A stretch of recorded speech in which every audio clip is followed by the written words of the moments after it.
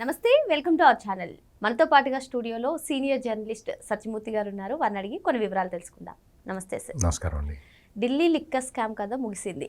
AP liquor scam కథ అసలు కథ ఇప్పుడే స్టార్ట్ అయింది. మరి ఈ కేసులో లేటెస్ట్గా ఎంట్రీ ఇచ్చినటువంటి ఈడీ ఏం చేస్తుంది? మరి ఈడీ చేసే దాంతో ఈ కేసు కథ ఎటు మలుపు తిరగబోతుంది అంటారు?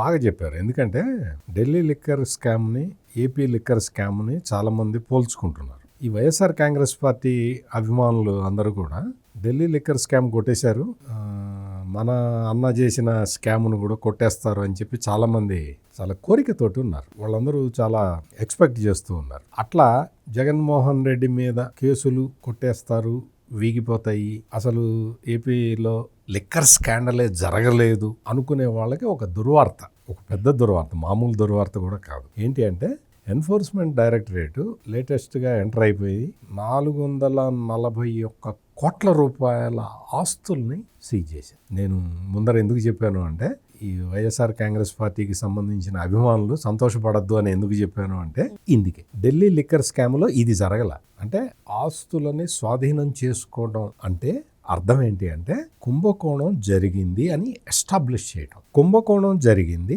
ఆ కుంభకోణంలో వాళ్ళు సంపాదించిన డబ్బులని తీసుకొచ్చి ఇక్కడ పెట్టారు. This is called money trial. ఈ మనీ ట్రయల్ ని ఢిల్లీ లిక్కర్ స్కామ్ లో ఎస్టాబ్లిష్ చేయలేకపోయింది సిబిఐ.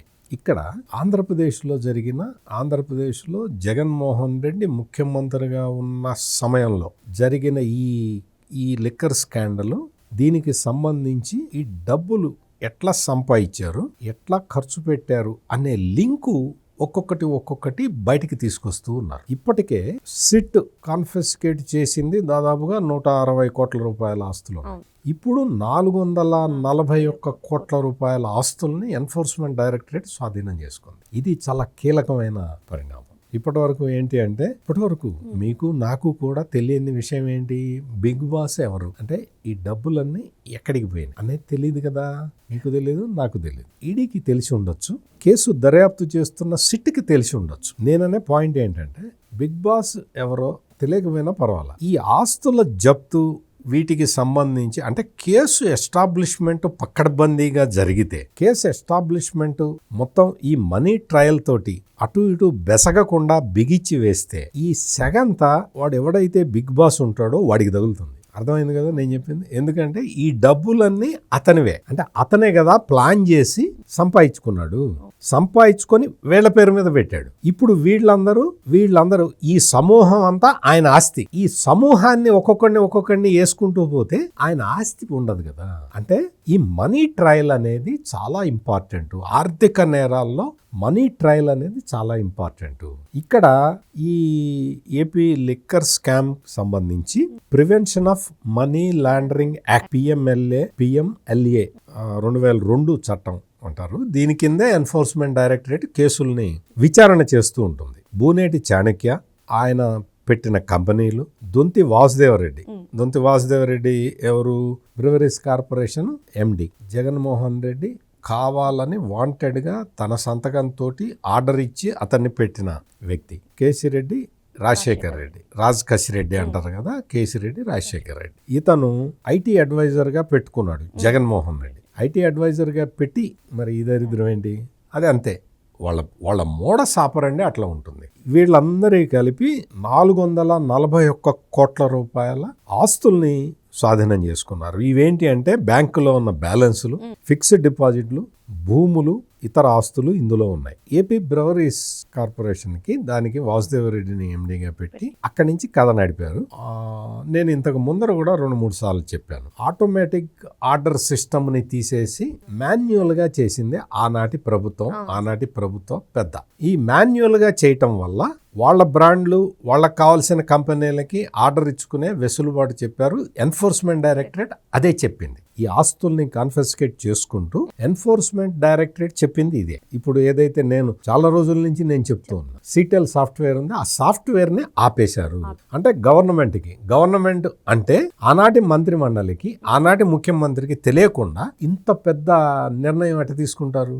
సిటెల్ సాఫ్ట్వేర్ ఆగిపోతే మళ్ళీ వెంటనే రీస్టార్ట్ చేయించాలి. కానీ మొత్తం ఆపేసి తీసి పక్కన పడేశారు అంటే ఆనాటి ప్రభుత్వ పెద్దకి దీనితోటి సంబంధం సింపుల్. అయిపోయిన తర్వాత ఈ ఆర్డర్స్ ఫర్ సప్లైని మొత్తం మార్చుకొని మాన్యువల్ గా మార్చుకున్న తర్వాత వాళ్ళకి కావాల్సిన కంపెనీలకి ఆర్డర్స్ ఇచ్చుకొని క్రేట్కి ఇంత అని చెప్పి ముడుపులు తీసుకున్నారు. ఈ ముడుపులు ఒక ఎత్తు, ఇంకొకటేమో ఆర్డర్ ఇచ్చినందుకు ముడుపులు, ఇంకొకటేమో క్యాష్ ట్రాన్సాక్షన్స్, బాటిల్స్ మందు బాటిల్స్ అమ్మే దగ్గర క్యాష్ ట్రాన్సాక్షన్స్, అంటే 3 రకాల డబ్బులు ఇందులో ఇన్వాల్వ్ అయి ఉన్నాయి. ఇవి ఈ మొత్తం అంటే 15% 20% వరకు లంచాలు ఇస్తేనే ఈ డిస్టిలరీలకి ఆర్డర్లు ఇచ్చేవాళ్ళు. అదే ఎన్ఫోర్స్మెంట్ డైరెక్టరేట్ చెప్పింది. ఈ మొత్తం ఈ వ్యవహారంలో అంటే ఆర్డర్లు ఇవ్వటం, అది సప్లై చేయటం, దాన్ని ట్రాన్స్పోర్ట్ చేయటం, దానికి అమ్మిన తర్వాత మళ్ళీ క్యాష్ కలెక్షన్, ఇవన్నీ చేసిన వాళ్ళు 3. బూనేటి చాణుక్య, ముప్పిడి అవినాష్ రెడ్డి అలియాస్ సుమిత్, మహమ్మద్ సైఫ్ అనేవాళ్ళు వీళ్ళ 3 కీలక పాత్ర పోషించారు అని చెప్పి ఎన్ఫోర్స్మెంట్ డైరెక్టరేట్ క్లియర్ కట్ గా చెప్పింది. ఇది మొత్తం 3,200 కోట్లు 3,500 కోట్లు కాదు, అంతకన్నా ఎక్కువే అనేది ఎస్టాబ్లిష్ చేసింది. ఈ మొత్తం ఏంటంటే ఈ Adan distilleries private limited, Leela distilleries private limited, UV distilleries, ఈ 3 కూడా ప్రధానమైన పాత్ర పోషించినాయి అని ఎన్ఫోర్స్మెంట్ డైరెక్టరేట్ చెప్పింది. ఈ 3 అదాన్ డిస్టిలరీస్, లీలా డిస్టిలరీస్, యూవి డిస్టిలరీస్ ఇవన్నీ కూడా వీళ్ళు నియంత్రణ చేసినవి. విజయసాయి రెడ్డి కూడా ఒకసారి చెప్పాడు అదాన్ డిస్టిలరీస్ గురించి. లీలా డిస్టిలరీస్ గురించి అంతకు ముందరే నేను చెప్పాను. ఎందుకు అంటే వాళ్ళు ఎక్కువ ముడుపులు ఇచ్చారని చెప్పి వాళ్ళకి ఇచ్చేసారు. అది అసలు పేపర్ మీదే ఉంది, అసలు డిస్టిలరీ దానికి యూనిటే లేదు. యూవి డిస్టిలరీస్ అంటే మనకు తెలుసు రాజకేశ్ రెడ్డికి సంబంధించిన వ్యవహారం ఇది. ఇవన్నీ కూడా వీటికి అసాధారణంగా ఆర్డర్స్ ఇచ్చారు. అంటే సాధారణంగా అంటే ఏంటి, అసాధారణంగా అంటే ఏంటి? సాధారణంగా అంటే డిమాండ్ను బట్టి ఆ బ్రాండ్ ఎక్కువ అమ్ముతూ ఉంటే ఆర్డర్ ఇవ్వటం. ఇక్కడ ఏంటి అంటే అన్యాచురల్గా అక్కడ బ్రాండ్కి డిమాండ్ ఉన్నా లేకపోయినా వీళ్ళకి ఆర్డర్లు ఇచ్చి బలవంతంగా తీసుకెళ్లి ఈ స్టాక్ అక్కడ పెట్టి వేరే బ్రాండ్ లేకుండా చేస్తే తాగుడు అలవాటు ఉన్నవాడు చచ్చినట్టు ఈ బ్రాండే తాగుతాడు. అది లాజిక్. ఆ లాజిక్ ప్రకారం పనిచేశారు. ఇంకొకటి, ఈ లిక్కర్ని ఒక చోట నుంచి ఒక చోటకి ట్రాన్స్పోర్ట్ చేయాలి కదా, ఆ లిక్కర్ ట్రాన్స్పోర్ట్ టెండర్ని Sigma supply chain solutions private లిమిటెడ్కి ఇచ్చారు. ఇది ఇంకొక కుంభకోణం. నేను అందుకనే 3 రకాల డబ్బులు ఉన్నాయి ఇందులో అని చెప్పింది ఇదే అనమాట. Sigma supply chain solutions private లిమిటెడ్కి ట్రాన్స్పోర్ట్ ఆర్డర్ ఇచ్చారు. ఎందుకు? ట్రాన్స్పోర్ట్ ఆర్డర్ని కూడా వీళ్ళే ఎందుకు మ్యానిపులేట్ చేసుకున్నారు? ఇది చాలా పెద్ద క్వశ్చన్. ఇది ఎందుకు అంటే వీళ్ళు ఎంత సప్లై చేస్తున్నారో, వాడు ఎంత అమ్ముతున్నాడో 3వ కంటి వాడికి తెలియకూడదు.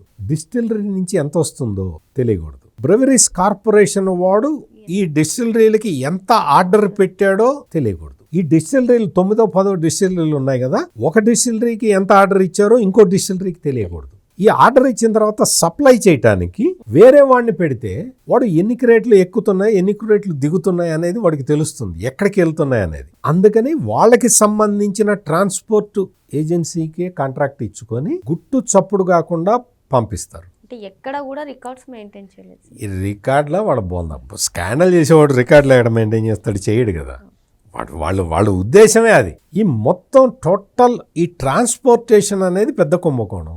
ఎక్కడికి ఎన్ని బాటిల్స్ వెళ్తున్నాయో ఎవరికి తెలియదు. బాటిల్స్ వెళ్ళి దించేసిన తర్వాత ఈ ఐఐఎంలో చదివిన వాళ్ళు ఉన్నారు కదా, వాళ్ళకొక్కళ్ళకే తెలుస్తుంది. అక్కడి నుంచి డబ్బులు కలెక్ట్ చేసుకుంటారు. అంటే ఎంత గుంభనంగా ఇంత పెద్ద నెట్వర్క్, ఒక మాఫియాని ఉపయోగించి ఏ స్థాయిలో వీళ్ళు చేశారనేది ఎన్ఫోర్స్మెంట్ డైరెక్టరేట్ ఎస్టాబ్లిష్ చేసింది. ఈ మొత్తం అంటే మందు రేట్లని వాటిని కూడా ఎస్వర్, కిరణ్ కుమార్ రెడ్డి, సైఫ్ అహ్మద్లు వీళ్ళు నియంత్రణ చేశారు రేటు గురించి. ఈ డబ్బుల్ని TEKKR, ఆరియో, ఎజ్లాండ్ ఈ సంస్థల ద్వారా మనీ లాండరింగ్ చేశారు అనేది ఎస్టాబ్లిష్ అయిపోయింది. ఈ సంస్థల ద్వారా మనీ లాండరింగ్ జరిగింది. ఢిల్లీ కుంభకోణంలో ఇది చెయ్యలేకపోయారు. ఇక్కడ ఆంధ్రప్రదేశ్ పోలీసులు ఇది ఎస్టాబ్లిష్ చేసి ఎన్ఫోర్స్మెంట్ డైరెక్టరేట్కి ఇస్తే వాళ్ళు 441 కోట్ల రూపాయలని సీజ్ చేశారు. ఇంకేమైనా డీటెయిల్స్ కావాలా?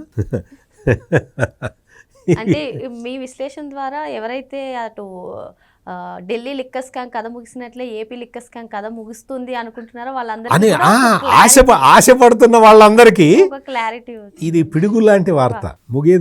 ఇది ముగియదు. ఢిల్లీలో నీకు మనీ ట్రయల్ వాళ్ళు ఎస్టాబ్లిష్ చేయలేదు, ఇక్కడ ఎస్టాబ్లిష్ అయిపోయింది.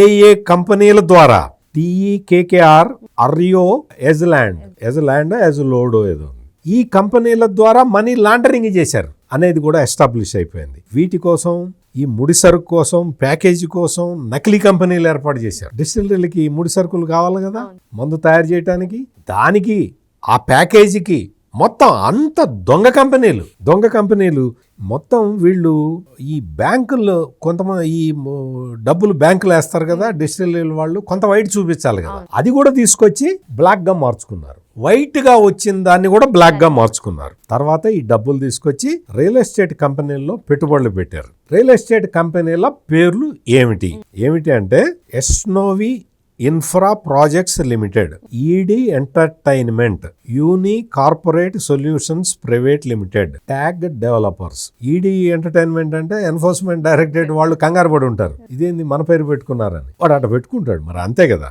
వీటి ద్వారా మొత్తం హౌసింగ్ ప్రాజెక్టులు పెట్టారు.